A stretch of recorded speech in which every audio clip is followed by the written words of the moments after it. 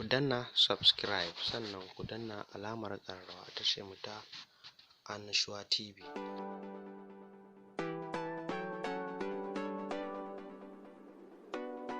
Assalamu alaikum, barkanmu da sake kasancewa da ku a wannan tasha ta mai albarka, inda a wannan rana muka muku yadda ake gyaran farji. Abu na ɗaya da za ki nema man tafarnuwa, man habba, miski fari. Ku haɓa su waje ɗaya, kina insatin a farjinki, yana kore infection, ya sa wajen ƙamshi, ya yi tighten ɗinki, ya kuma sa wajen yin laushi da taushi. Sannan abu na biyu, maganin ƙaiƙayin gaba.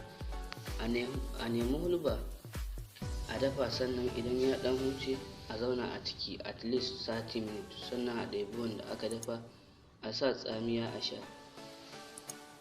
Abu na uku shine gyaran nono.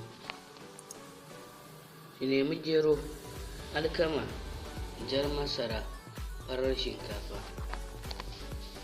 sai ki gyara su, ki haɗa su, ki wanke, ki shanya su a rana su bushe, sai ki soya su a sama, ki juye, ki kai niƙa gaba ɗaya, sai ki dinga ɗiban cokali 1 da rabi kina sha da nono ko yogurt mai kyau.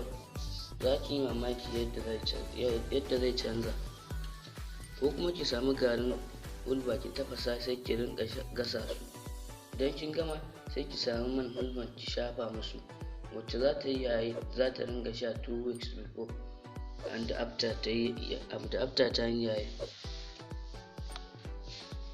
Sannan abu na hudu ne sanyi mai sanya fitar ruwa da ƙaiƙayi ko ƙuraje.